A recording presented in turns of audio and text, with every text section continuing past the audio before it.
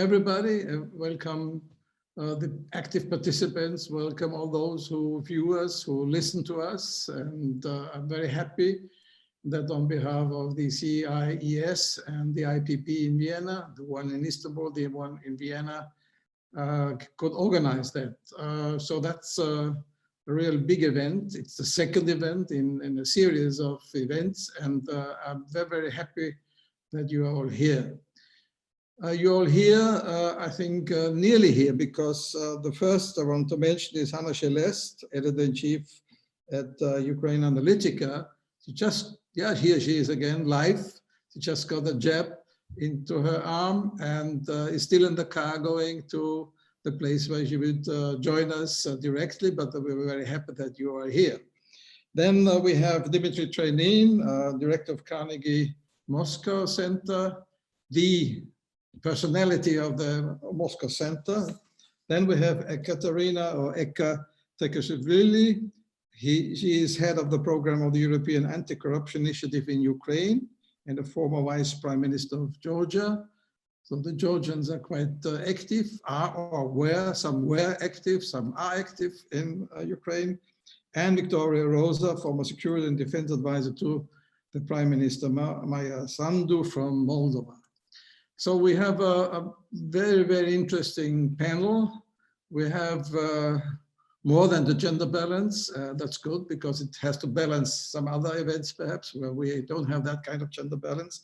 And I thank you very much, first of all, that you are here and that you joined us.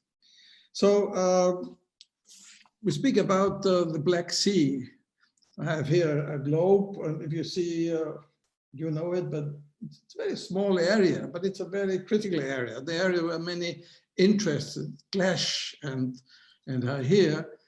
So I think it is good that we have a discussion about it, because it is an area which could be an area of peace and cooperation, but on the other hand, it's an area where, at least for the moment, we have more conflicts than cooperation, more conflicts than peace. One of the big powers, of course, who is interested, who is engaged in this area, who has special interest in the area, not only now, but again, very special interest now, is of course Russia. And therefore I would ask Dimitri Trenin to describe a bit from his point of view, what interests of Russia are predominant? What is Russia up to in that area? Very often, at least in the West, in the European Union and other places, it is seen as, well, Russia is aggressive.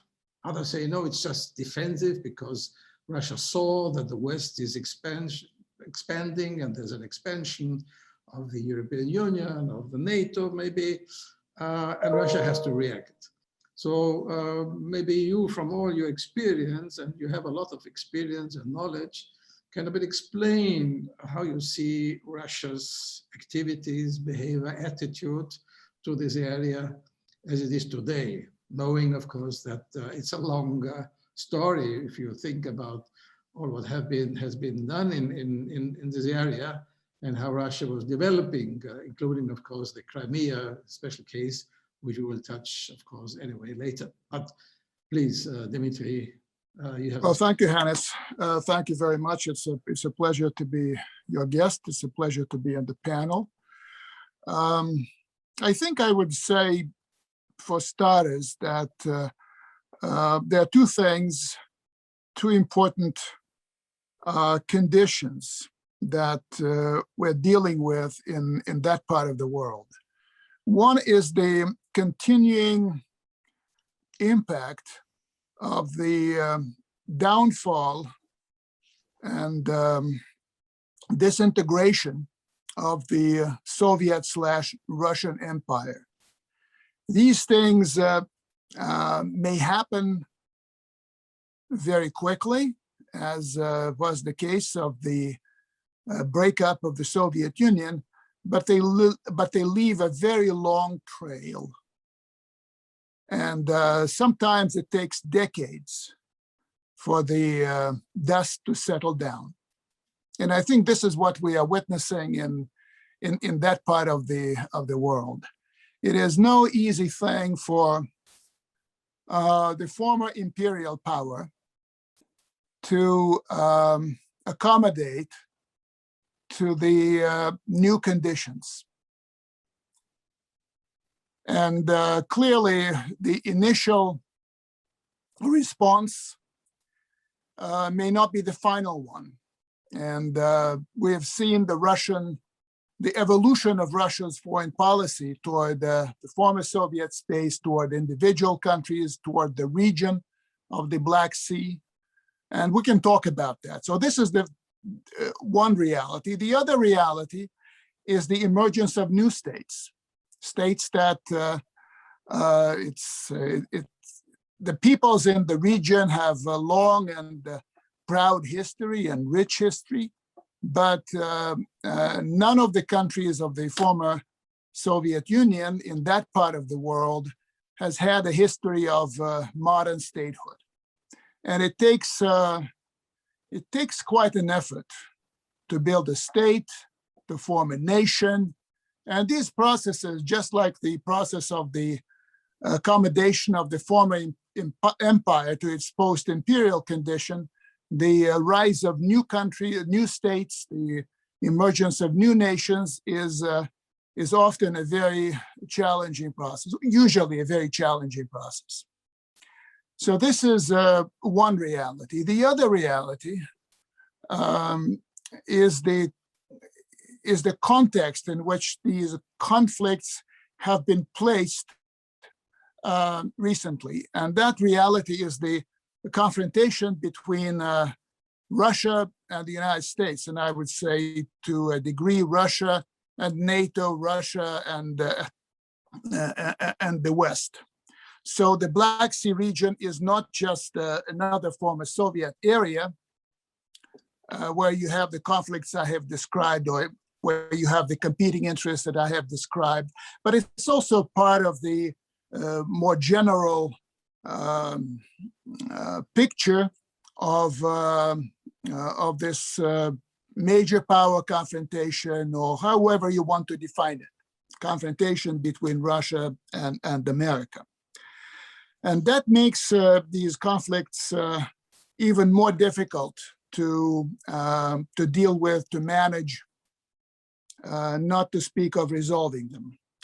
So I think that Russia's interest in the region is essentially twofold.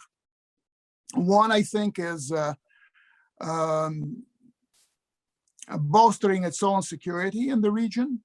And I think that you would agree that for a long time, that was the most restive of all regions on Russia's perimeter. I'm talking about the North Caucasus, I'm talking about Chechnya. So we had a decade of war in the North Caucasus. You also have more recent, well, of course, you have the smaller conflicts in Abkhazia, South Ossetia, Transnistria, that were the products of the dissolution of the Soviet Union. And they required a bit of attention. So you had to secure, you as Russia had to secure those conflicts so that they don't blow up and they don't blow into your face. And of course, more recently, there has been a running conflict, a very serious one that I think will last for a very long time. And that is the conflict between Russia and Ukraine. I'm not talking about Crimea or Donbass separately, or do not focus on those conflicts. I'm talking about the wider, the underlying conflict between Russia and Ukraine. And I think what we have seen from the Russian side is the emergence of a hostile nation in Ukraine, certainly a hostile state in Ukraine. And this is not something that will pass quickly or will pass without an effort. This is a very unwelcome reality with which Russia will have to deal for a fairly long time. So you have I think the most important thing is the security aspect, the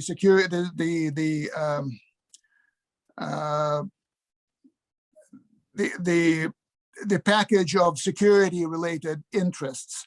The other package, I think smaller one, is Russia's attempt to make sure that it retains influence in the region.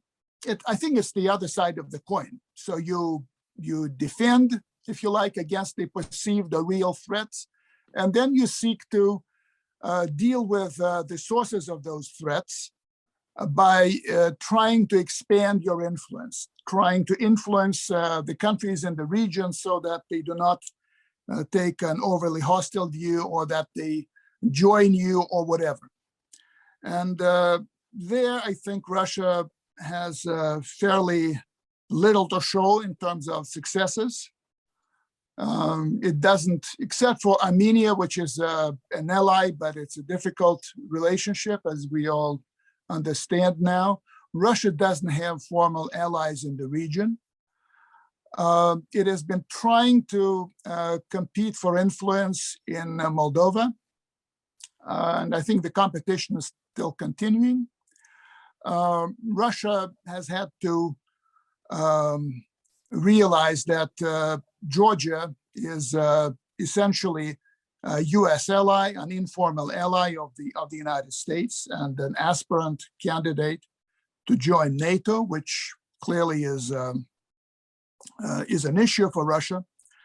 Azerbaijan, I don't know whether you want to include Azerbaijan in your region, is very much a loner, a country that manages pretty well, actually, various balances, and is closest to Turkey, which in many ways is a rival to Russia, a familiar rival, I should say, for regional influence. And the relationship with Turkey, although I understand this is not part of our discussion today, is a very complex relationship for Russia, which has elements of cooperation moderated by elements of competition. And it's a relationship very much linked to the personality of President Erdogan. And of course, we don't know what happens when President Erdogan is no longer at the helm of the Turkish state. So it's a very messy, very difficult, very dangerous, in many ways, part of Russia's neighborhood.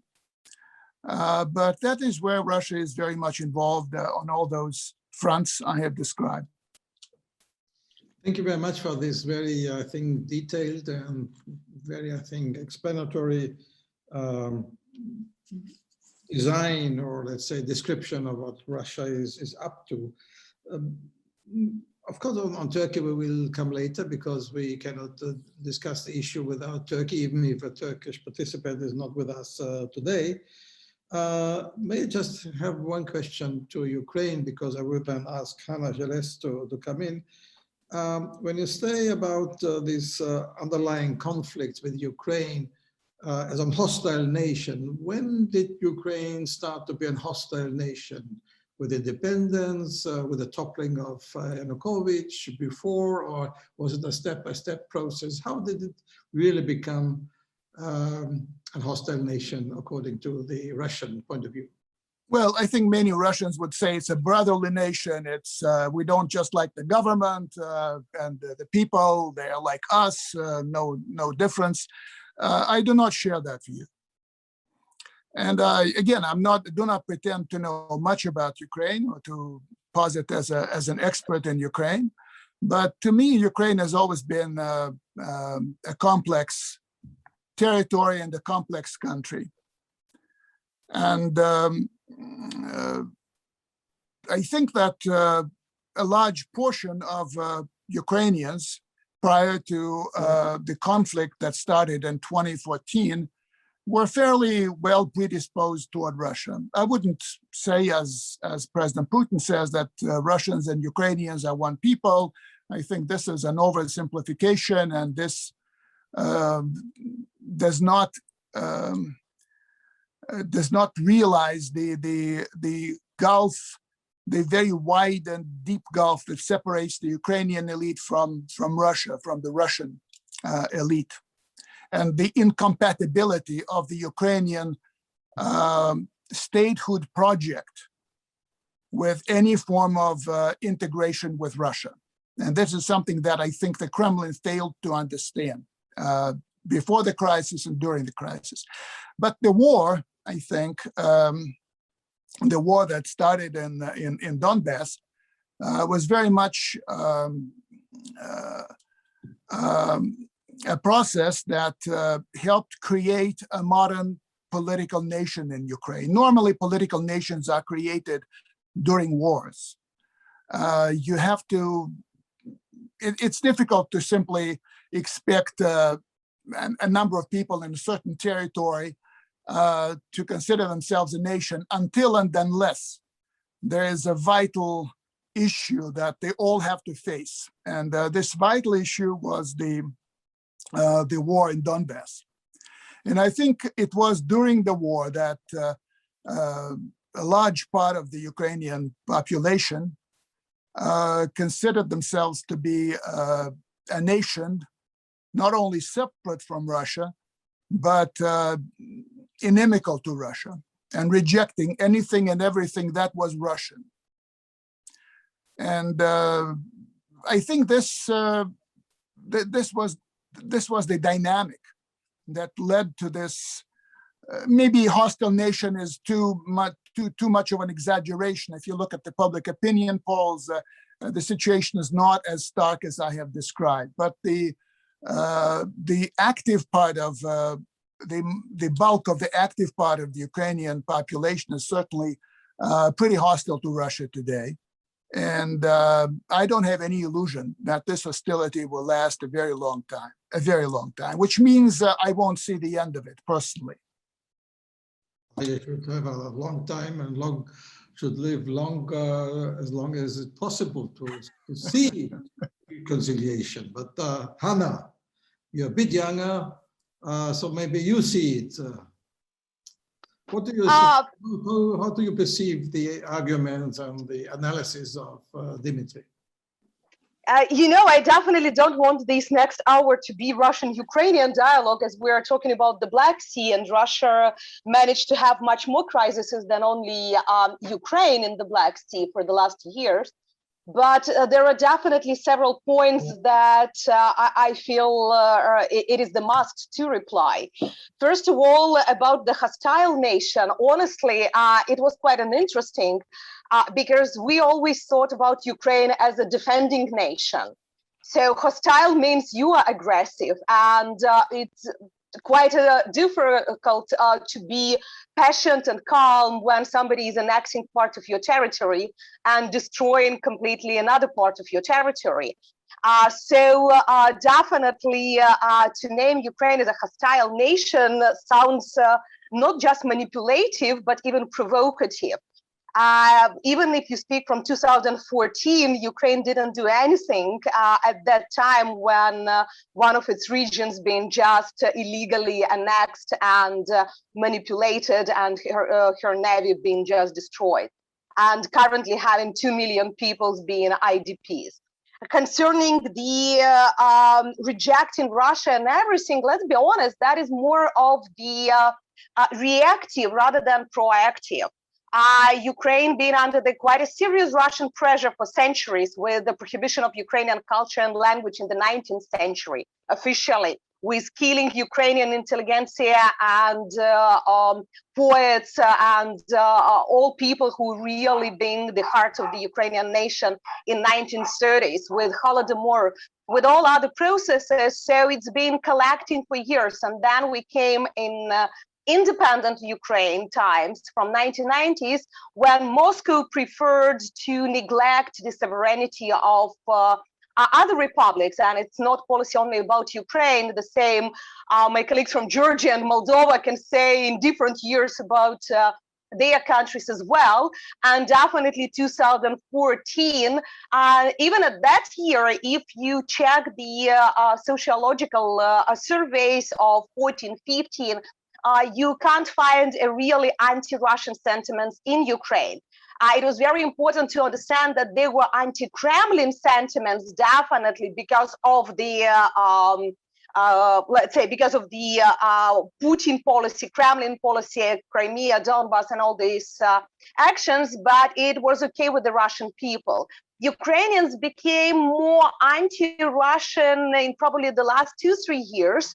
That is connected with the behavior of Russian population, because it is connected with that propaganda coming from Russian media. It is connected with the fact how many percentage of Russian population support aggressive actions of Kremlin in Donbass and in Crimea. You can see the numbers, and they really shocked a lot of Ukrainians. Why I named propaganda? Because you hear in the media that Ukraine is not a nation, that it is artificial, that it is the completely failed state, that Ukrainian state should not exist, and so the Ukrainians are fascist. I can continue this crazy list of statements that Russian politicians and Russian media are saying about Ukraine. So currently, if to simplify this situation, we're like, teenagers that suddenly were good friends, but one of them decided to date another person, in Ukrainian case, European Union and NATO, because it's grown up. But a Ukrainian old friend, Russia, started to be aggressive and bullying them and just pretend that you should be mine for years. So, I understand that it is crazy simplification, but that is what is happening, that Russia created the complexes, psychological complexes of ex-empire, of the ex-Soviet by itself. And as a result, its neighbors are now the sometimes victims, sometimes survivors, because we don't want to think about self as victims, as we're still independent state, we're still fighting for our sovereignty. So it means that we are surviving the Russian policies. But let's be honest, like, if you allow me to turn it more to the Black Sea, not to make just a ping pong with the Dimitri about the perceptions of two countries. Unfortunately, we should definitely understand that this Russian behavior had very serious implications for the neighborhood and, first of all, for the Black Sea region. Because definitely a lot of those processes about breaking the sovereignty of other states, violating the international law, making problems in the maritime domain with the very sophisticated measures of what is happening now in the Black Sea, that became a new reality and like a testing ground. Because what we noticed from 2014 till 2021 in the Black Sea region, for the last year, we started to see in the Northern Sea, in Baltics, and even in in Asia. Japan, for example, I know that Ministry of Defense of Japan is very carefully analyzing what is happening in the Black Sea region, what are the Russian tactics in maritime domain here, how they behave in Crimea, and making conclusions from this, how they should behave around their disputed island. So for these, it seems to me that that competition, that struggling that is happening now in the Black Sea region is extremely important, because it's not only about Russia and Georgia, Russia and Ukraine, Russia and Moldova, but it is more about the testing ground of the new, let's name it hybrid or any other variant of actions that is trying to undermine any kind of stability and development in the region. So if I have listened to you carefully, and I have, you would confirm what Dimitri said indirectly, at least, that is a long-lasting conflict, and you don't see any chance soon to overcome it, because all what you said is understandable. I don't want to criticize this. It's a strong condemnation of Russian behavior. And so you don't see any green light or any light at the end of the tunnel. So the tunnel of conflict will be very, very long and dark. Let's say that it's always a possibility for the, like, as the person who is dealing with conflict around the world for years, I know that even the most difficult conflicts one day can be resolved. The question is if we address the real cause of the conflict and do really understand the roots of the conflicts and what should be the basic changes. Because that's easy to sign an agreement, for example. Yes, we can sign a peace agreement any day. That is the easiest. The process of that created, artificially constructed perception of each other is much more difficult. The behavior of politicians is much more difficult. The change of the demography in Crimea, for example, is much more difficult. And that's what the United Nations just confirmed in their resolutions. And what is more, it is the understanding that with the current leadership of Kremlin, unfortunately, it's probably almost impossible. Because with each new statement, it is the feeling that they made this conflict at the basis of the survival of their power, meaning that they are not able to propose something new for the development. So the search of the external enemies of the big international wins are seen as the only way of securing power. So with this precondition, or better say, without changing of this precondition, it's quite difficult to speak about other aspects of conflict resolution. Okay, thank you. So you spoke about what is not possible, and maybe afterwards we can speak what is possible. But first I want to come to ask Eka about her position with her experience in Georgia and Ukraine and in the whole region. Eka, Sure. please. Sure, thank you. I'll try to be concise, but give a bit of a regional perspective, perhaps, with the way it is seen from Georgian perspective. Hereby, I represent obviously more my country in terms of the perspective, but we can have a comparison of that obviously with any other countries as well with the region. First, I think it would be good for our audience as well to have an overall perspective of what is it as a current picture in a different layers of different realities that different parties to different conflicts might see. But ultimately, there's always something as a matter of truth, right? As a factual description of where we are. And then if we look into that, there are different elements that I would believe are not controversial at this time, even if you look at from different perspectives. One is that the Black Sea region is extremely militarized region now.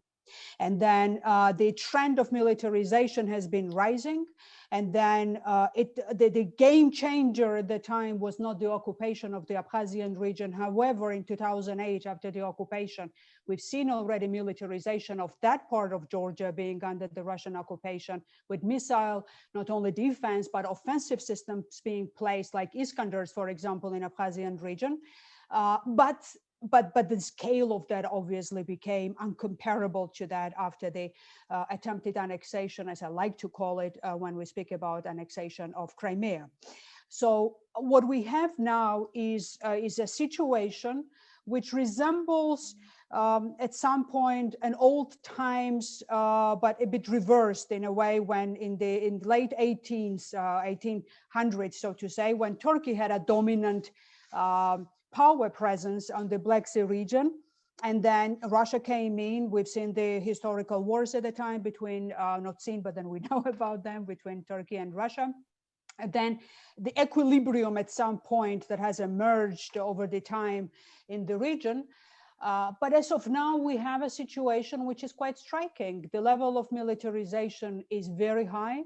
It reached the point when A2AD, the offensives and defensive combination of systems are quite clear when it comes to the advantage in the way that Russia possesses in the region.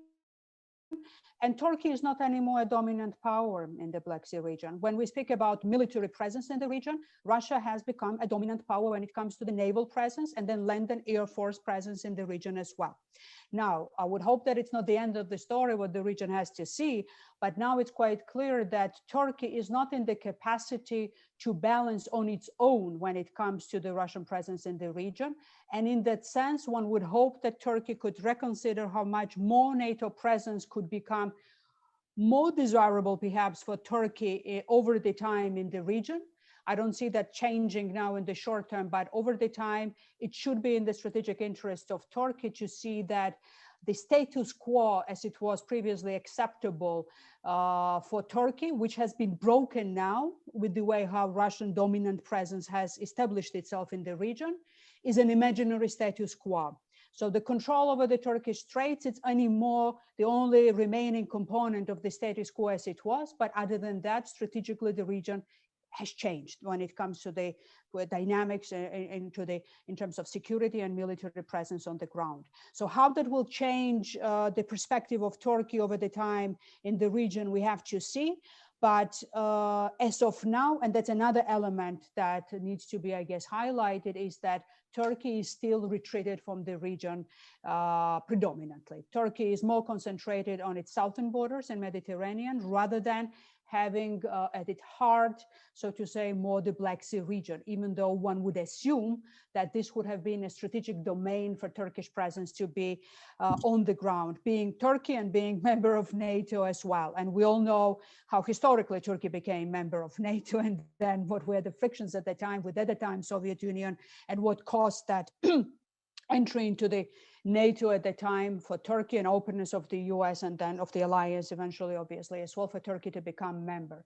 So now we have that situation that quantitatively, if one compares, one can have this argument as if, you know, Russia is encircled by NATO members and then, you know, aspirant countries, so what Russia can do. But in essence, what has happened is that Russia seized the opportunity, a bit of a vacuum of retreating, strategically retreating Turkey from the region. US has never entered the region in the way that would have actually competed in a meaningful sense, in the way US can compete in the region with anybody. And that was the case for the competition with Russia in the region itself, with all might, so to say, that otherwise US could have had, considering objective restrictions with the Montreux Convention and then everything else. And then EU always had a very weak presence in the Black Sea region. So as soon as Russia got stronger and it went back to its own roots of the imperial strategic vision, because what we see now, it's Russia back as an imperial power. It's not post-imperial. We need to understand that it's an imperial Russian power in 21st century as a resurgent power, and it acts in the strategic concept as imperial Russia always had. Black Sea was in itself strategically important, and then Black Sea was important always as a launch pad, springboard, so to say, for power projection outside of the Black Sea region. And that's, we have seen already how it has materialized itself in the way how Russia used through the Black Sea access to the Mediterranean, and then for launching attacks, and then military support that it gave to the Assad regime in Syria. So the very notion of Black Sea being that exit point strategically for Russia outside of the Black Sea region as well has demonstrated itself in practice. It's not just a strategic premise in that regard. So Russia has managed in that sense effectively to establish itself as a dominant power that already uses its the qualitative increase of its presence in the region as a springboard for its power projection outside of the Black Sea region, and uses it effectively basically to take outside of the theater of operation of the Black Sea, Western countries, by being able to project power outside of the Black Sea. So manipulation, jungling with the way how Russia acts inside of the Black Sea region and outside has shown remarkable maneuverability, so to say, in the brackets. I would say it's not a sense of appreciation that I'm pointing out here. Now, one thing that needs to be clearly mentioned in this case is that how Russia managed to get to that point. And this is another important factor to be mentioned.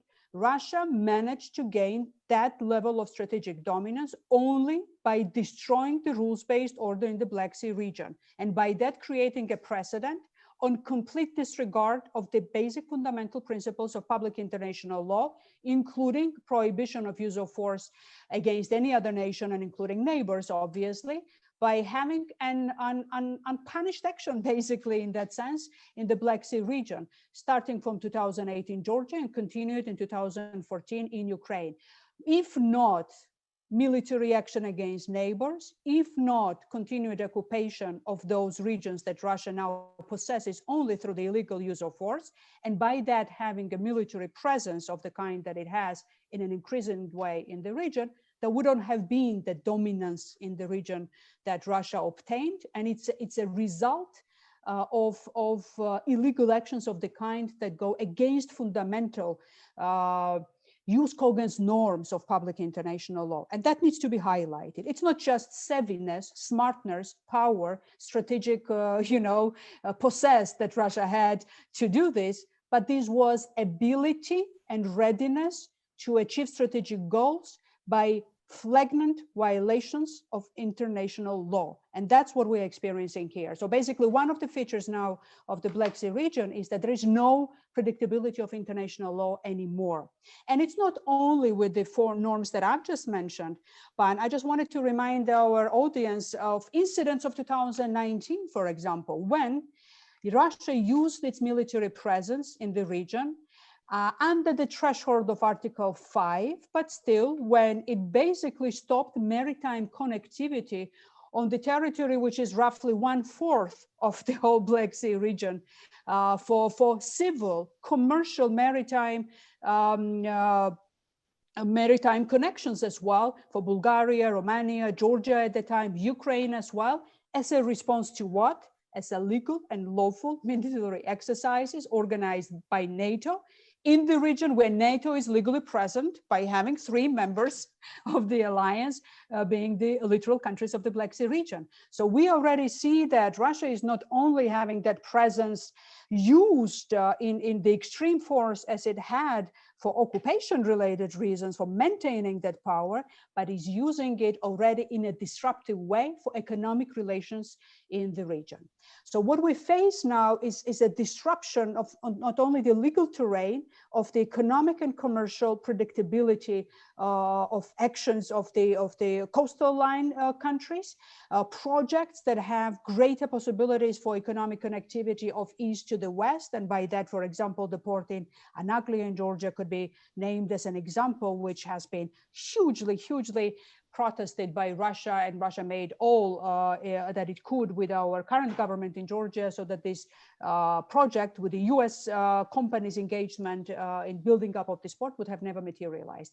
So we see a militarized region, we see disrupted political dynamics around the region where dominant power in the region does not even bother to create alliances anymore with the countries that it oppresses in this case, or having a pretense of making up relationships. And one of the victims of all of that was that multilateralism is gone in the Black Sea region. We can have pro forma now all of the organizations and platforms that have emerged, BSEC and not only.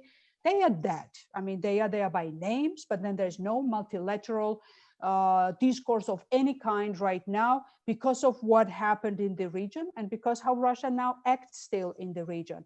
So in that sense, the only way forward in this situation for having a chance for reversing back the disruptive dynamics in the region is to increase the deterring powers and capacities and capabilities of countries that are suffering and are being victimized by openly military and by hybrid actions, benign influences and economic actions as well from the Russian side. So that Russia sees that the balance is within the reach to be achieved first in the region.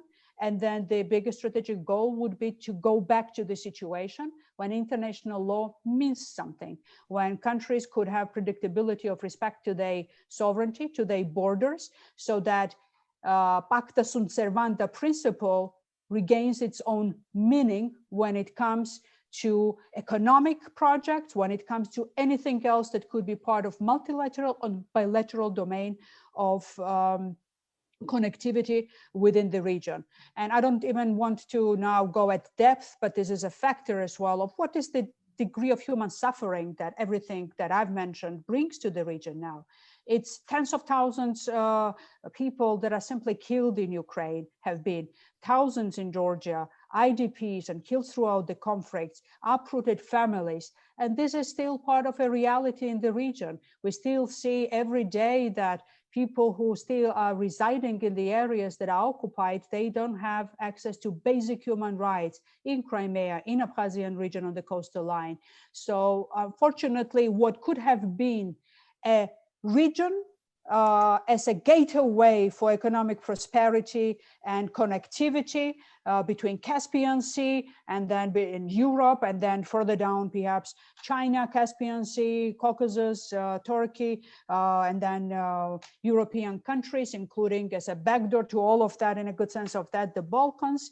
It still suffers from that unfortunate reality of militarization, lack of legal framework that is respected when it comes to public international law, an emerging dominant power that has no respect and regard to rules-based international order, basically. And in 21st century, bringing back the ideology and strategies that are more pertinent and linked to the 19th and the 18th.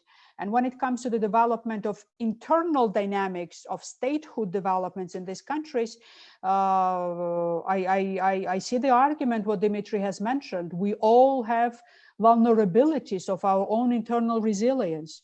Yes, we had a short-lived modern democracy before, as we call it in Georgia, Red Russia came in at that time and occupied Georgia in 1921, First Republic, first constitution, which, by the way, we've celebrated 100 years of anniversary of our constitution of that time. One of the most progressives, I'm proud to say, at the time in terms of human rights, universal suffrage, women's rights respected in modern democracy in Georgia at that time, which was killed by the Soviet Union. But we have a lot to do in this direction as well, because as we have seen now everywhere in Europe as well, one of the ways for us to be resilient is to have strong democracy. And here, quite a lot still needs to be done, obviously. And in that sense, it's a homework that we still owe to ourselves and to our countries and societies to finish, or being closer to the finish line in that case. Okay, thank you very much. I will immediately ask Victoria to come in, and then, of course, Dimitri has a lot to explain or to answer. He's not a defendant of Russian policy, but it's perhaps not easy to swallow all what had been said, but Victoria, please. Yes, thank you very much, Hannes, for giving me the possibility to interfere here, mostly from the perspective of Moldova, of course, but with a wider view on the Black Sea region. Of course, Moldova is not a directly riparian state in the Black Sea, but taking into account the borders that we have with Romania and Ukraine, and the indirect, I would say, access to the Black Sea via Danube, I think that Moldova has a very, I would say, geopolitical and geostrategic positioning.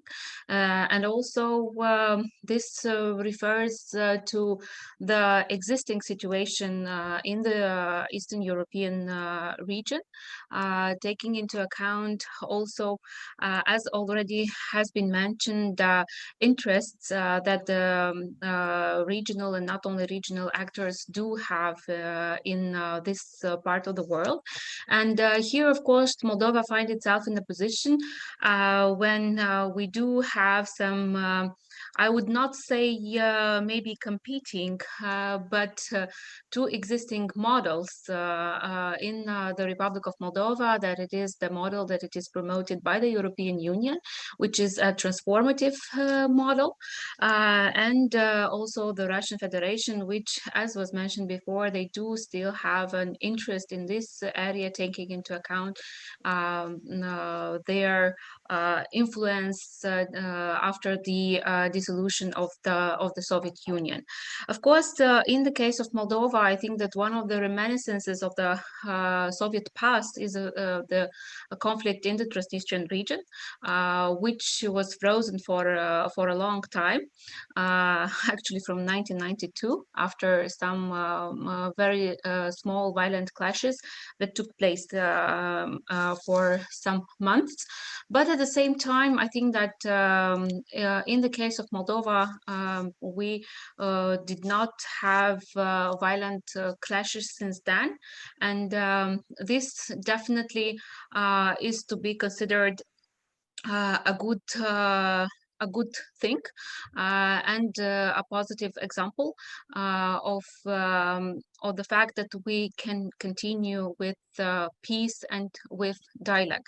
And I think that this is one of the key issues that we really need to address, because even though it is clear that there are long-term conflicts and also a lot of interests which are clashing in the Black Sea region, we really need to start thinking also about dialogue and about cooperation and about peace, because at the end of the day, each war ends up with negotiations and each war ends up with discussion. And if we would be able to avoid human losses and long-term conflicting, I think that this is the way that we should think.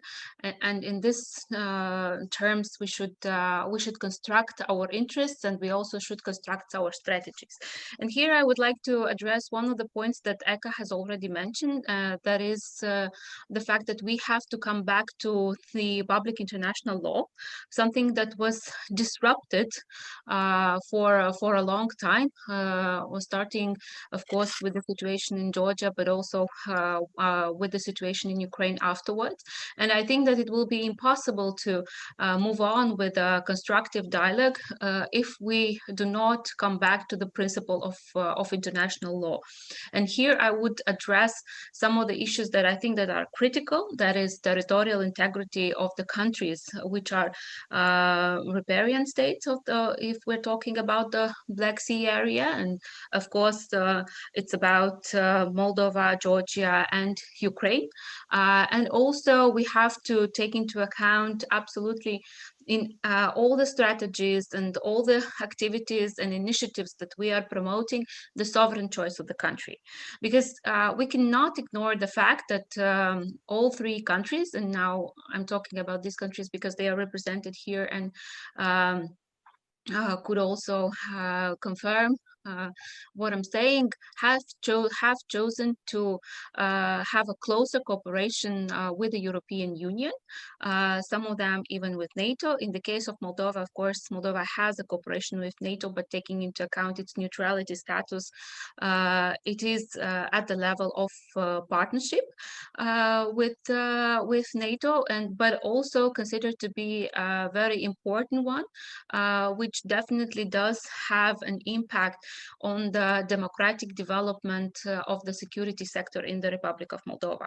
So in this case, I think that this is something that should be taken into account by Russia. And here, when we are talking about Russia and how Russia it is seen in the Republic of Moldova, I think that not necessarily Russia is seen as an enemy, because we cannot ignore the fact that there is a part of the population which is still has some reminiscences of the Soviet past, and they are nostalgic of the Soviet past. But I think that the fact that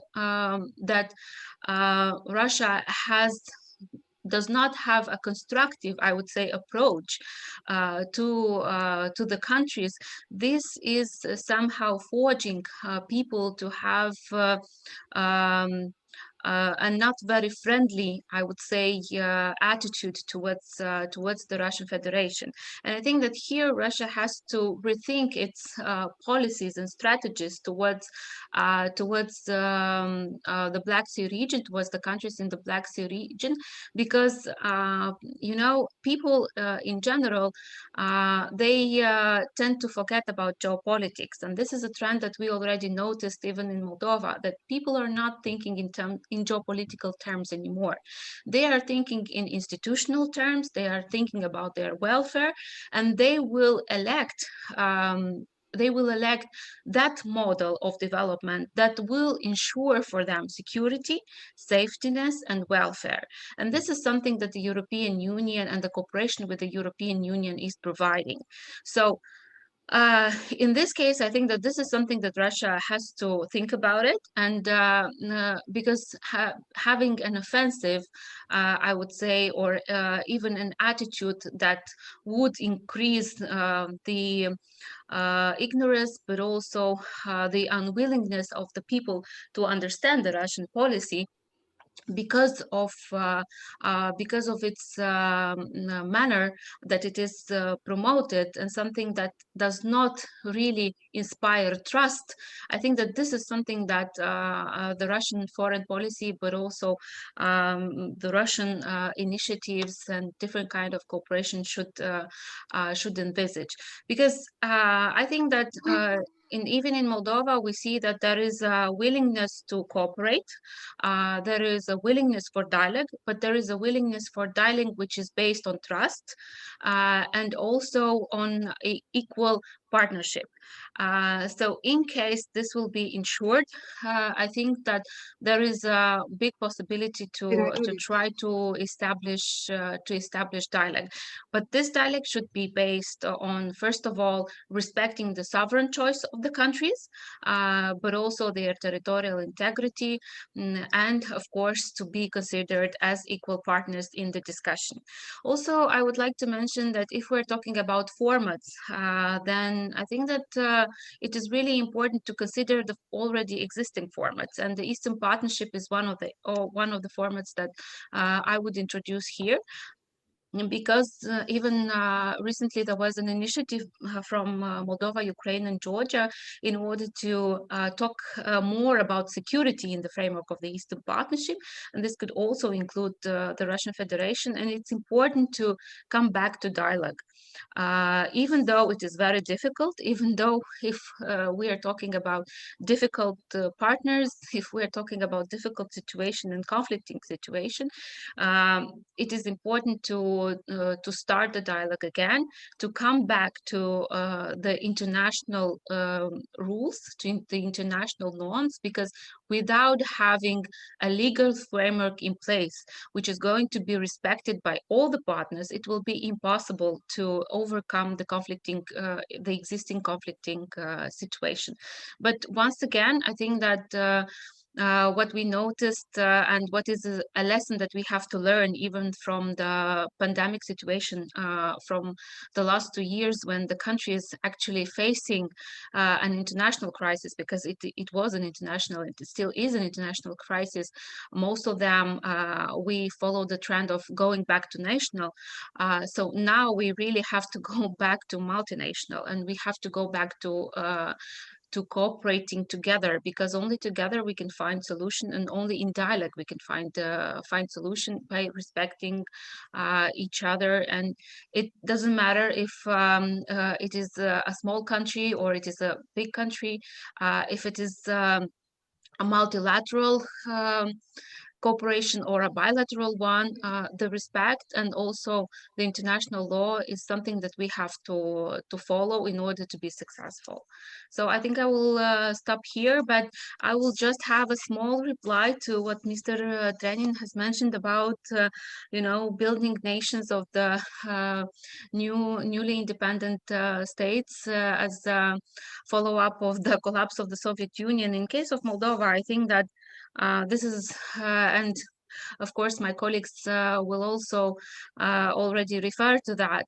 It's not about building nation, because we do have a nation. It's about institutions, it's about building democracy, it's about building statehood, a statehood which is capable to ensure welfare to their citizens. And this can be done only through rule of law, only by respecting the human rights and human liberties, and this all means democracy.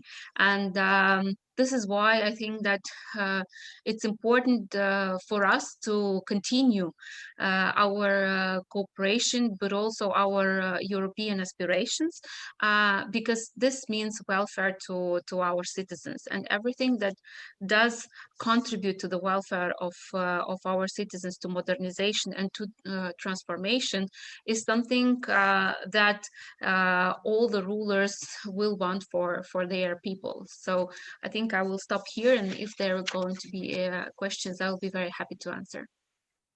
Thank you very much, Rosa.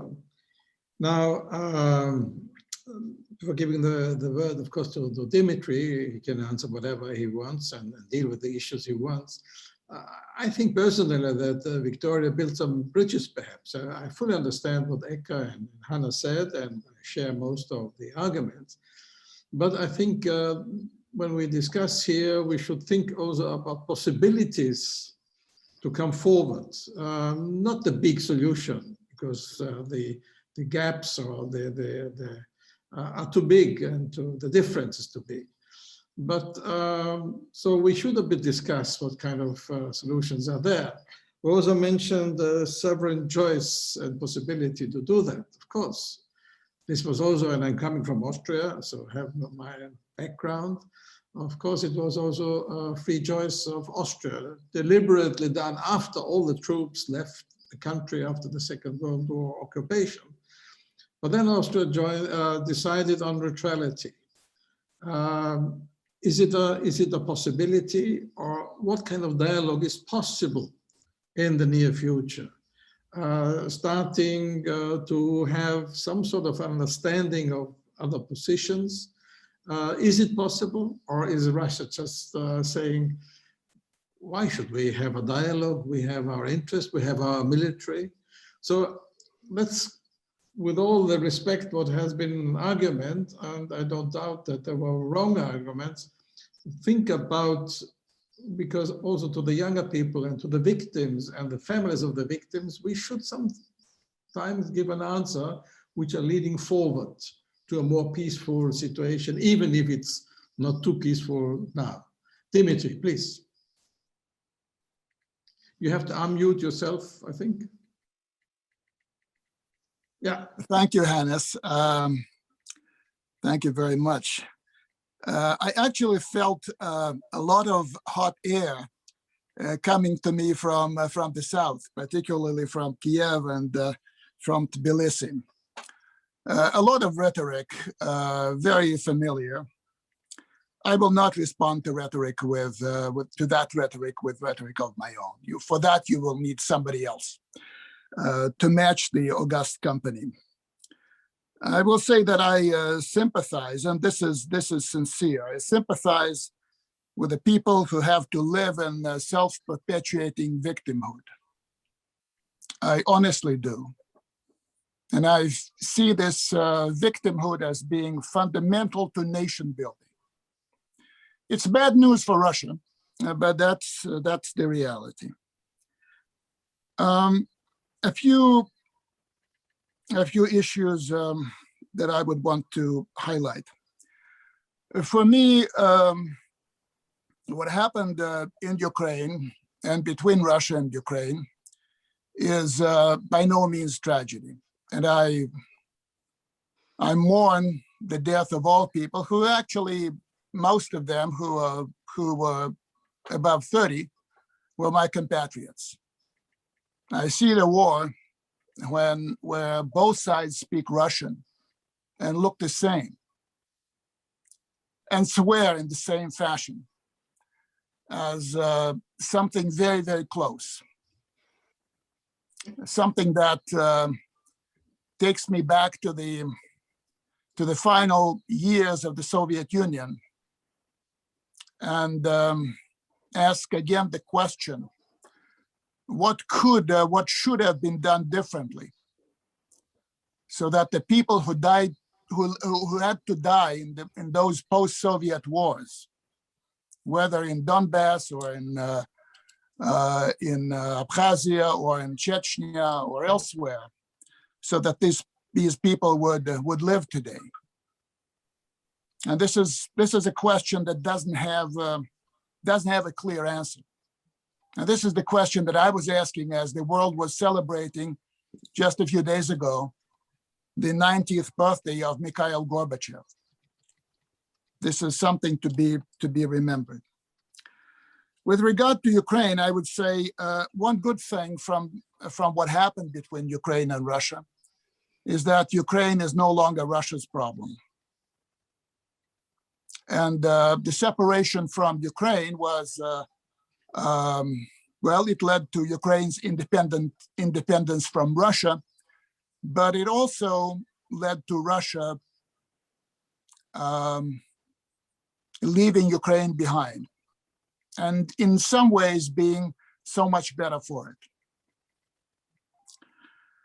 On Crimea, I would say my basic attitude to these things is go with the people. And you can talk about, anyone can talk about annexation and land grab and what have you. But to me, the critical issue is the attitude of the people, the 2 million people who live in Crimea. And talking about them as having to live under occupation is making a travesty of the reality. The reality is different. Now, Donbass is different from Crimea. We can talk about that. But I would take issue with the notion of Russia being imperial again. Russia has again embraced the notion and the position of a great power, not a superpower, but a great power. There's a very important difference between being a great power and being an empire. An empire is often an act of self-sacrifice. You have to help your provinces, your imperial lands, to catch up with the central part of the empire. You invest a lot in those provinces. You care about them. Of course, you discipline them. Of course, we all know that from the histories of the Russian Empire, British Empire, Austro-Hungarian Empire. It's more or less the same all over. Now, a great power doesn't care, no longer cares about the provinces. It cares about its interests. The provinces are on their own. They're all sovereign. But I would say that sovereignty in name is different from sovereignty in reality. You really become sovereign when you no longer depend on others, when you can pay your own way. It's just like one's children becoming adult, when they can earn their way, when they're no longer dependent on daddy's handouts. And I think we've reached that condition with Ukraine, we've reached that condition with Georgia, we've reached that condition with many other countries. I would say most, if not exactly all, but most of the countries. I think Russia has rethought its policies toward the former Soviet countries. It no longer sees them as former and future parts of itself. It sees them as foreign countries, many of them not particularly strong, not particularly well organized. Some of them, many of them, in fact, leaning to Russia's adversaries and offering their territory to those adversaries in order to get outside support for their being independent from Russia. And that's the reality that Russia faces. In terms of talking to and reaching some understandings with the countries concerned, I think that Moldova stands out. I think dialogue is still possible with Moldova. I don't know how long it lasts, this window of opportunity, but it's still there. With regard to Moldovan nationhood, well, it's an interesting question. Is Moldovan nation a nation in itself, or is it part of the Romanian nation?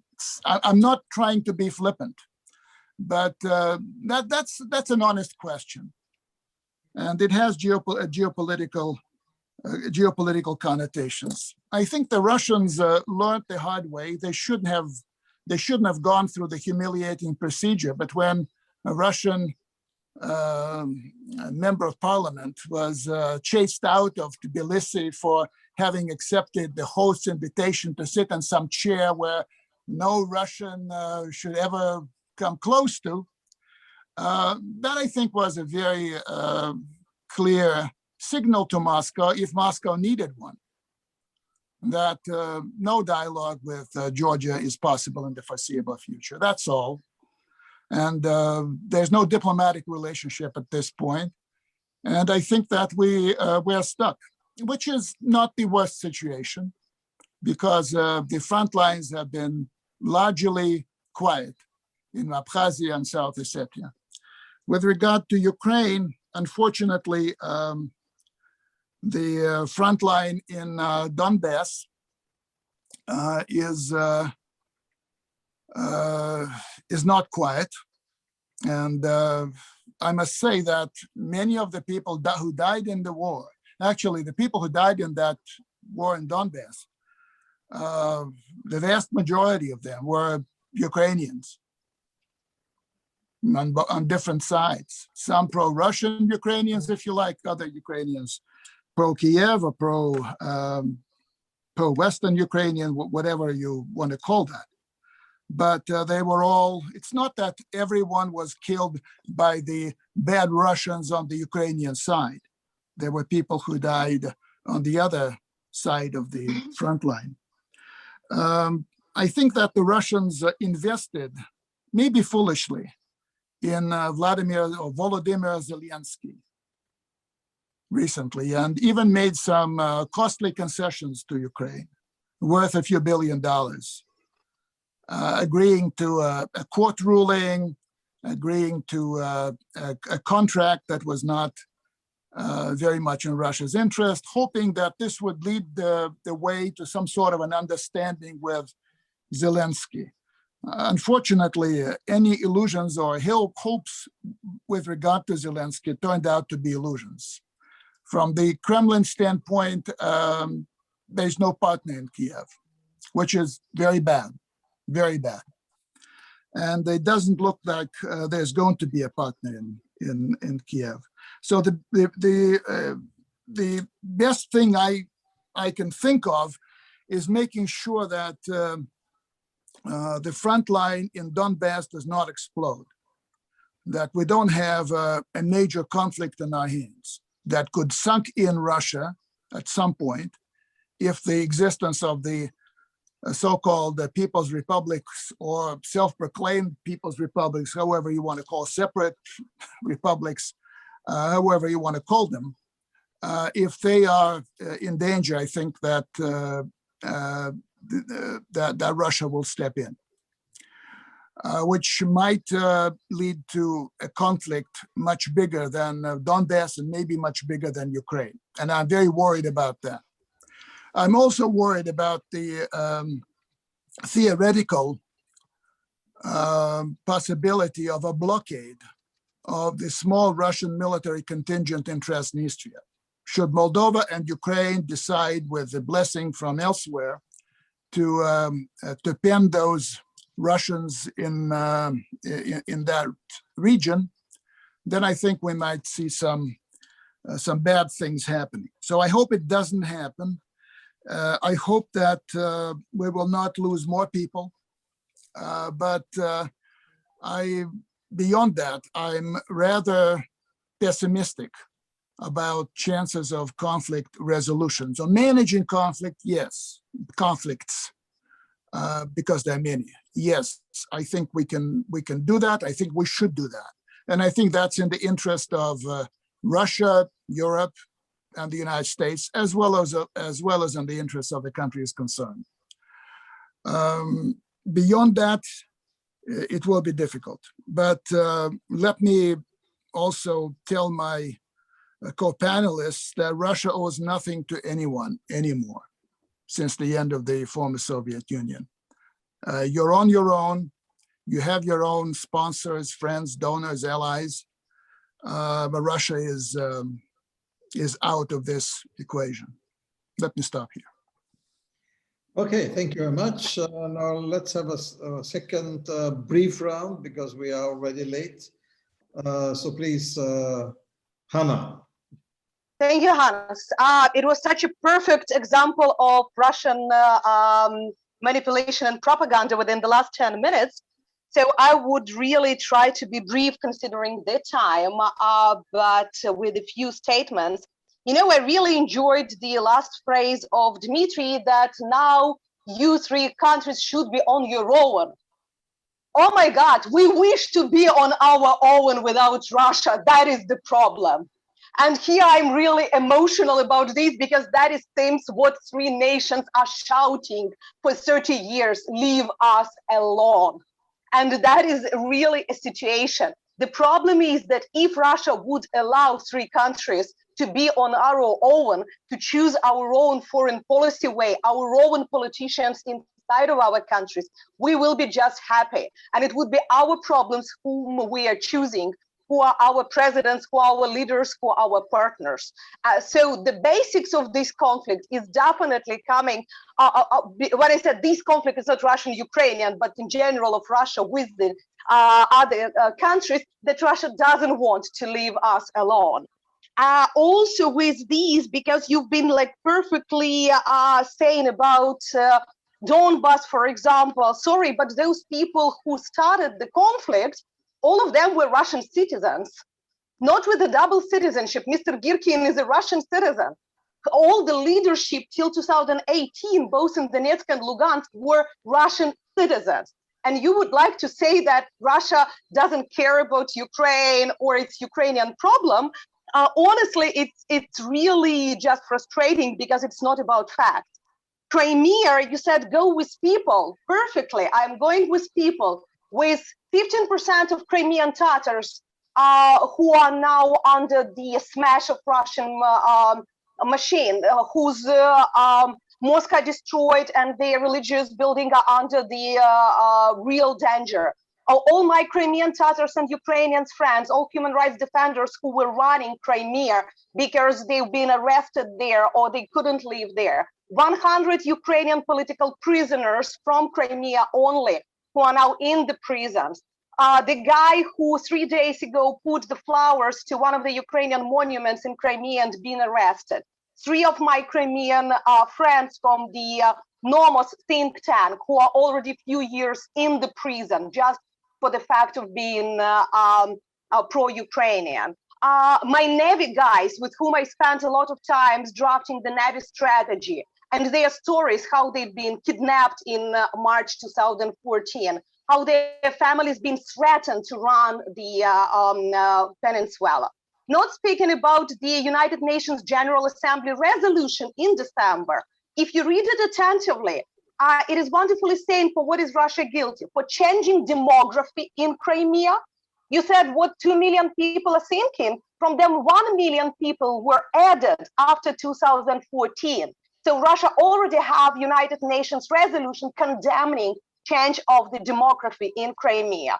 Or, for example, the preliminary decision of International Court of Justice that said how Russian Federation are violating rights according to the Convention on Discrimination, where already you need to restore, for example, Mejlis. So with what people I should go in Crimea?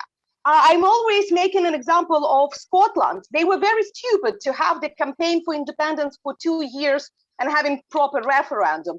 Russia had 2 weeks of campaigning with weapons and blocking of the peninsula, shutting down Ukrainian TV and then making referendum. Surely that is going with the people. You know, it seems to me, and it will be my conclusion, from all I heard from your side now and from what my colleagues were saying, you know, the basic problem, if to go like what to do is to change the mindset a little bit. We've been speaking about respect to the international law.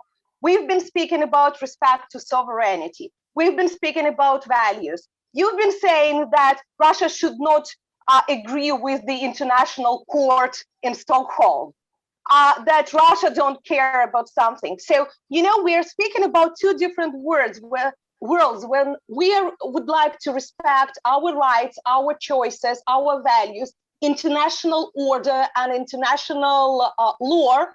And you're speaking that all of these are nonsense and you're not caring about us. But 30,000 of your soldiers are at our territory, yet 2,000 at Moldova territory, and yet quite a number of thousands in Georgian territories. It's interesting of not caring. It's like, we don't care about you, that's why we will take you and destroy you. It's a little bit not honest. And it seems to me that while we are speaking in terms of these issues, and we're trying to manipulate with the basics and just to make others to believe that we are clean while being completely dirty in terms of international principles and values, it would be quite a difficult dialogue. It's not that we don't want to speak with you. We are ready for this. We are doing this all the time. We really want peace at our territories. But at the same time, it should be from two sides. And we need to speak with the same language. Doesn't matter Russian or Ukrainian, but it should be the same language of international law, values, and principles, first of all. And then, more and more, when you ask Ukrainians what you think about Russians, they say, we don't want to think about that. We don't care about that. We want to think about Ukraine.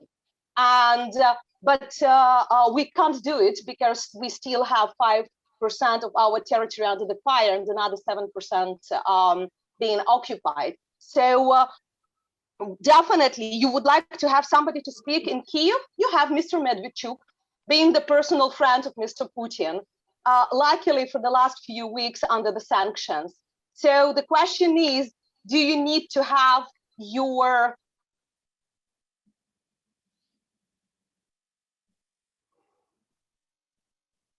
No, I don't understand. Yeah.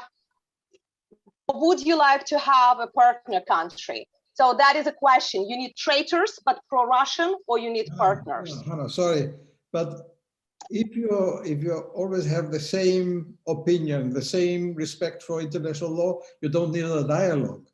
So I mean, what you say is, I'm sorry to intervene, is there is no dialogue possible. So what is the rest? War? Is it fighting? Maybe Eka can answer that because she spoke about the militarization. So should we go into a war? It's a bit, sorry that I'm emotional now, it's a bit too easy just to complain how bad it is. Yes, it is bad. And I agree with many arguments, but just don't say there is no way out. We just live with it as it is, or we go into a war, or what should we do? This is a bit, I think it's too easy just to repeat all these complaints and to have a, sorry to say, a very negative only attitude. I will make one small example and then allow Eka to continue much better with the military part. In December 2019 in Paris, leaders of Normandy 4 agreed on first steps, one of which were 3 pieces of territories like the checkpoints where we, let's say, demilitarize and withdraw the forces. Ukraine did it from our side, and these checkpoints worked de facto probably for 2 or 3 weeks only, normally. Then the shooting started from another side with quite a heavy shelling, at least in Lugansk region. So that is the question. We are ready for the dialogue. We are discussing these small steps. The question is that both sides need to respect those agreements that are reached. And unfortunately, that's what we are not witnessing. Words is good, but actions are much better. Okay, thank you. Eka, please. Okay, just a very small detour perhaps for the audience as well to understand perhaps where we come from. And actually it was quite painful in a way to hear out Dimitri as well, because it was so cynical and dismissive in a way of anything that goes in the region. But leaving that aside, I myself, I'm from a Abkhazian region myself. For almost 2 decades now, I'm not able to go to my home. So when we speak about actual realities on the ground, what it means, an ethnical cleansing that has happened in those territories, these are real, these are not geopolitical concepts. These are the real people and generations already that are experiencing that trauma. But then leaving that aside, dialogue and then pragmatism perhaps that we need to have as a sober eye to what is happening, right? When it comes to the conflict management situations, dialogue is already happening, not only in the Minsk negotiating platforms vis-a-vis Ukraine. We have Geneva talks going endlessly from 2008. But as a parallel process, what we have to Geneva talks is continuous expansion of the territory under the barbed wires in the South Ossetian region, for example. It's de facto terms, I mean, nothing imaginary. Every other time we have expansion of the territory upon which the barbed wires are placed. So people living on that ground, you literally can wake up one day and then part of your backyard of your house will be already marked as a future territory to be under the expanded barbed wire conducted by the Russian military. So what we can do in this situation, right? One is to have good intentions and then just to see how one can transcend an actual reality in the way to create a prosperous, peaceful environment, or to have an understanding that unfortunately it's not a short-lived problem in which we are. So how we can reach that momentum of somewhat equal negotiating context that could be created so that it could be constructive rather than dismissive in this case, right? In terms of different parties to negotiations having a bona fide approach to it, right? For the end game of negotiations. And in that case, when we are in the situation of that asymmetry in two ways. In strategic vision, we have yet the situation of Russia having clear strategy vis-a-vis the region, but the rest of the region doesn't have yet that much convergence of the vision when it comes to the different littoral states. And then when it comes to NATO and EU as well, Black Sea is part of the geography as well, that there is no clear vision as a strategy vis-a-vis the region. So now we have that asymmetry at the strategic level. And then second is asymmetry in the presence, as I've mentioned already. So we have one country that has clarity of its vision, for which the Black Sea and dominance in the region is essential for it to prove itself as a resurgent great power, and then in that sense to project power beyond the Black Sea. And then countries that are struck in the middle of it because their sovereignty, their strength, independent choices are seen to be against that strategic vision. How one can survive as an independent nation in this case, survive for the moment when some real talks could take place, even vis-a-vis Russia. You need to become stronger. And then in that sense, some re-establishment of more tolerable equilibrium in the region needs to be established. And if we are honest and pragmatic about it, there is no other way for that to happen, so that Russia ceases to be dismissive to the rest of the Black Sea region countries, but takes them as somewhat meaningful sovereign countries to talk to even.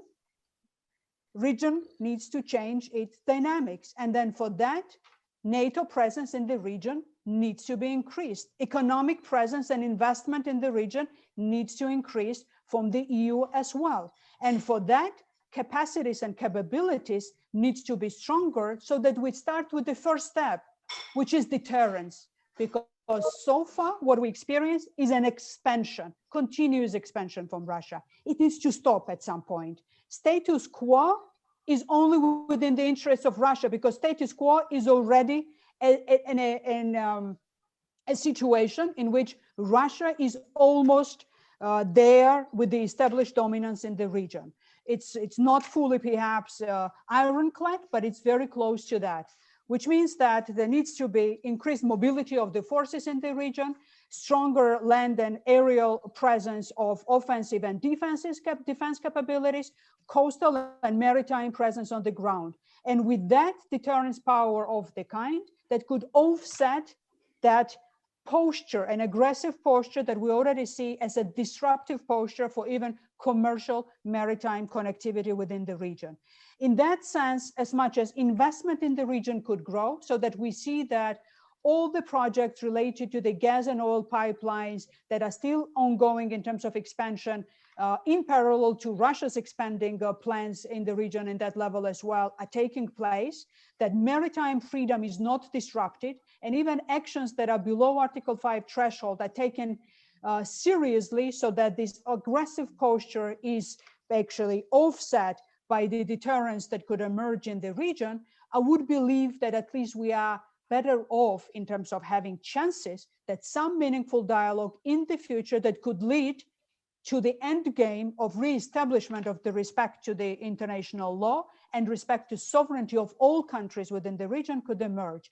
Now, for us to have a belief that dialogue in itself could lead to something without having a determination or definition of what that something is, per se, is a bit of a nonsense. Because what we experience as of now is a situation, as I've already mentioned, of violated territorial integrity, interference into the domestic politics, and then open military aggressive posture in the region. And if that is not balanced out, and then for that, it's NATO's presence and EU's presence that needs to increase, that increases the chances for the peace rather than retreat from the region. Because if the retreat from the region of NATO and EU will take place, that what actually will be the best provocation of fill the vacuum, even more expansion in the region. And here I would say that even members of NATO like Romania and Bulgaria are not free from any challenge. So to conclude with that, the strategies that NATO had to the northeast with the Baltic Sea, presence on the ground and then strengthening of its presence. There needs to be more symmetry with the southeast to the flank of NATO, and then greater economic presence and investment of the EU in the region as well. And that would open up the door for meaningful conversations, because if that is not happening, we see what we've heard today as well. It's just, I came to your residential building, kicked you out from some apartments, and then said that I don't owe you anything, go figure how you live, but you're not able to go back to your own apartment. Good luck with that. Bye.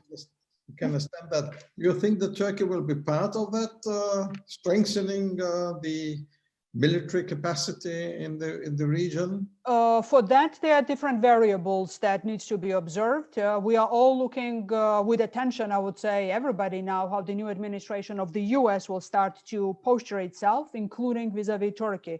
We all understand that the relationships have been strained very significantly recently, but then the dialogue and strategy vis-a-vis Turkey would be essential from the side of the US as well.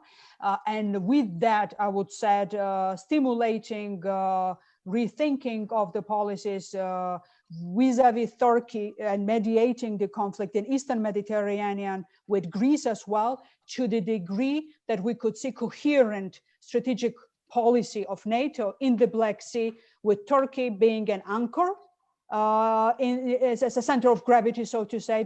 Without Turkey, there could be no balance in the Black Sea region vis-a-vis Russia. Okay, thank you. Victoria?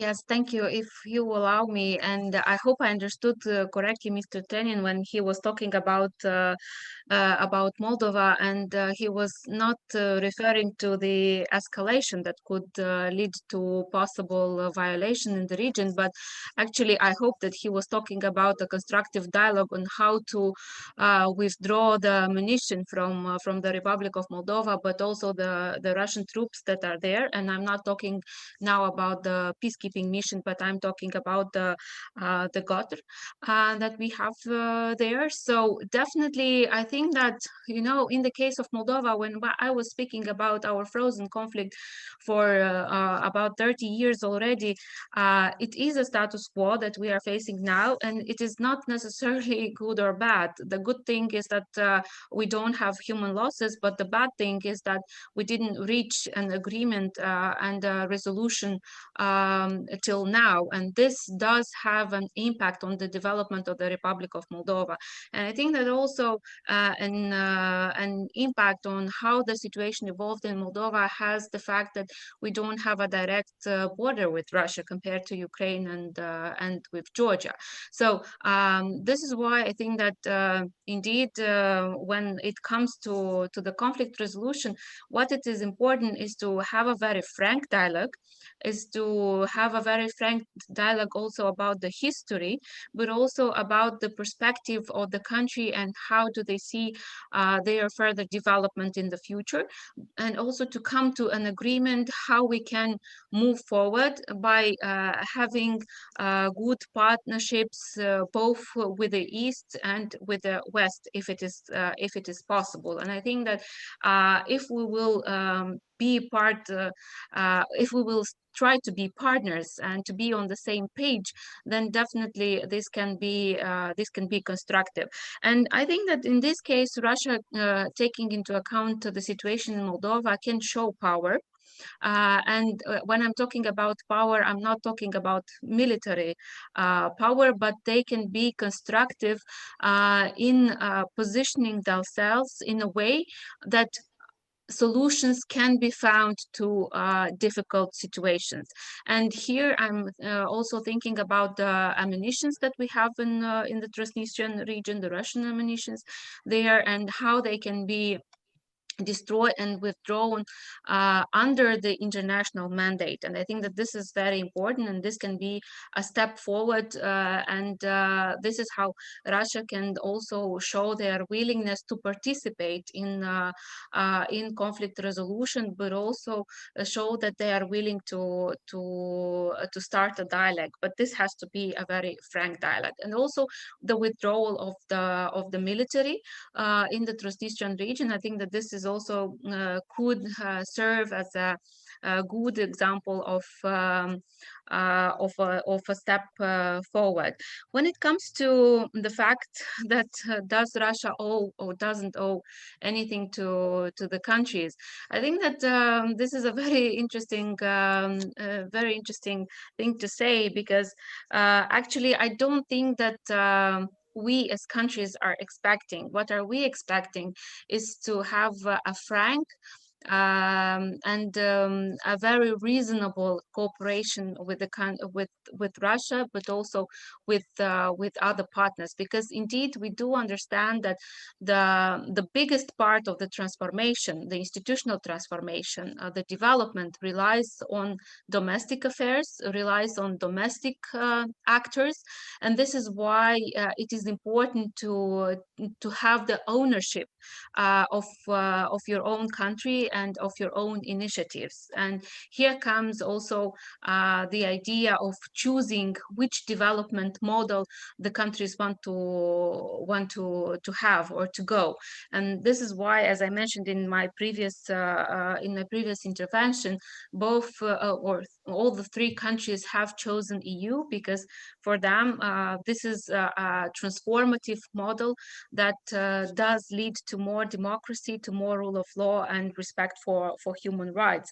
And I think that here we have to, maybe Russia again has to rethink its strategy, its policy towards this country, and to show respect to them. And in this case, I think that indeed this is going to put Russia in a more powerful position than it is at the moment, as it is seen, because power does not mean military power only. Power does mean the possibility to act as partners, the possibility to act from the same position, and to trust in each other, and to give your partner the possibility to develop on its own. And again, of course, from this position, I think that Moldova, as well as all the three countries, and my colleagues that are here will confirm this, we will all the time respect each other's territorial integrity, sovereignty, and independence, because we do share the same problems, and we do understand that the way that the conflicts will be resolved in our countries will represent a model for each other, as well as the the challenges, the provocations, but also the precedents that we have, and we must learn from each other's mistakes, but also from each other's successes. So I think I will stop here, and I really do hope that in the future we will try to find models that will bring us to a constructive discussion, and we will have partners with whom to have this constructive discussions. Okay, thank you very much. Now we, I think, should slowly come to an end. I would try to take up, let's say, an objective or neutral subject. I asked already Eka on Turkey, and Dimitri at the start mentioned Turkey. Maybe, Dimitri, I would like to ask you, how do you see Turkey? Is Turkey gaining an influence? Is Turkey, let's say, on the side of Russia? Can there an agreement? And maybe ask Hanna, are you disappointed that Turkey is not supporting more strongly Ukraine, or do you see some sort of a partnership with the NATO country Turkey? Maybe Dimitri, please. But if you have the other remarks, of course, you are open, but we just slowly come to an end of the discussion. No, there's not much time for an expanded discussion. So, Hannes, I will be disciplined, and I will talk about the issue that you gave me to comment on. Turkey is part of the region. It's a major part of the region. Turkey will do what Turkey can, what Turkey wants, what Turkey is able to do in that region. Right now, I think Turkey is more focused on its southern and its southeastern border, on the maritime border, and farther afield. If Turkey's position changes, we will register that and see what challenges arise out of that. But as I said, it's a difficult relationship, as you would imagine any relationship between two major powers would be. As I said, there's a degree of cooperation, there's a degree of competition. What's interesting about the relationship is that Turkey and Russia so far have managed to go through a series of crises, real crises, with the downing of the Russian plane by the Turks, with the assassination of the Russian ambassador in Ankara, with bloody incidents in the Idlib area. But so far, Moscow and Ankara have been able to manage those differences and those and conflicts. And look at Nagorno-Karabakh, how Russia and Turkey have managed to, let's say, to sit side by side, just outside Nagorno-Karabakh, and how Russia had to accept Turkey's presence, including permanent military presence on the ground, and how the collaboration has been going on. A lot of that depends, as I said, on the personal relationship between Presidents Putin and Erdogan. What happens when Erdogan eventually is not in the presidential palace, or when Putin ceases to be the president of Russia, anyone can tell. The relationship can go in different directions. But so far we have, and I think we are blessed with two biggest countries in the Black Sea region, Russia and Turkey, having a manageable and largely peaceful relationship, largely because there's something going on in Syria. Largely peaceful relationship between the two of them. That counts for more than just about anything else, except for the Ukrainian situation. So let me stop here. Thank you. Hanna.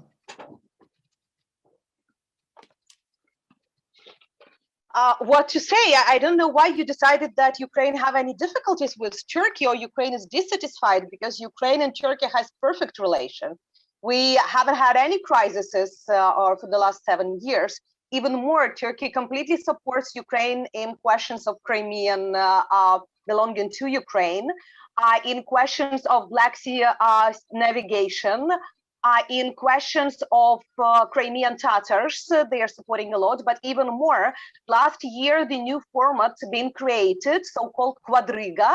It is 2 ministers of foreign affairs plus 2 ministries of defense who are meeting at least annually. And just yesterday, it was the meeting of Quadriga at the level of advisors who are preparing the new meeting that should be just in few days. And the last year, President Zelensky visited Turkey for 4 times, something like this. So we had meetings like almost each month on the level of either Minister of Foreign Affairs, Minister of Defense, or President himself. So the level of strategic partnership now at the topest level. Ukraine definitely carefully watching the relations of Turkey with Russia. But here we've been explaining from the very beginning that, first of all, our relations are going in parallel, meaning that Turkey is not going to ally with Russia about Ukraine. They have their own business, first of all, in terms of economy, then energy, and definitely certain issues that they need to discuss, like Syria, for example, or wherever else. Definitely last year on the Nagorno-Karabakh. But at the same time, in all principal and priority issues, Turkish position is completely with Ukraine. And for all these years, we never had any doubts in their positions. Definitely, we understand that Turkey now is more aware about Middle East rather than the Black Sea. It's been visible. But let's say that they are not stopping watching on the Black Sea. They are opening now a new Navy base near Georgia. So exactly, it was the reaction to the Kerch incident and the desire to have their forces in the Black Sea, not only on the western side, but also on the eastern. And Turkey is actively supporting Ukrainian Navy, Ukrainian Ministry of Interior, who are in charge of border maritime border service, and the Ministry of Interior, so National Guard. They are training, they're supplying equipment, and don't forget about our strategic agreements in military technical sphere. We are now creating together drones and military cargo airplanes. So you can't say that countries have bad relations when they're developing such types of weapons together and military equipment. Thank you. No, it was a question if you are satisfied or not. So it seems you are very satisfied. So thank you very much. I think unless Eka and Victoria want to come in,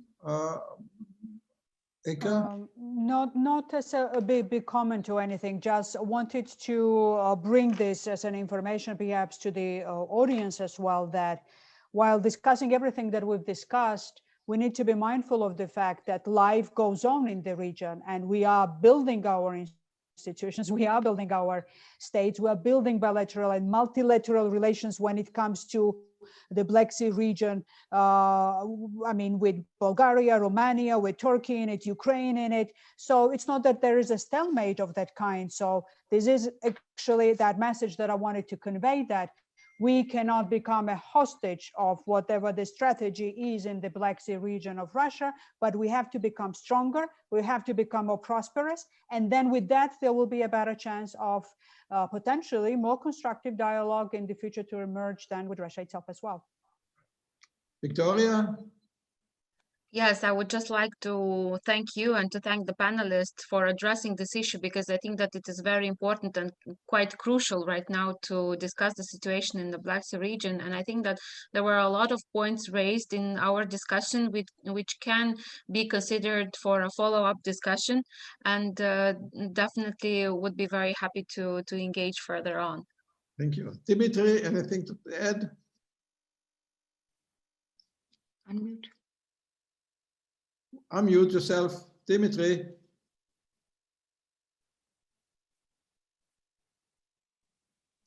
Yes. Thank you very much, Hannes. I just wanted to thank you for your excellent moderation of this fairly heated conversation on some parts. So thank you very much.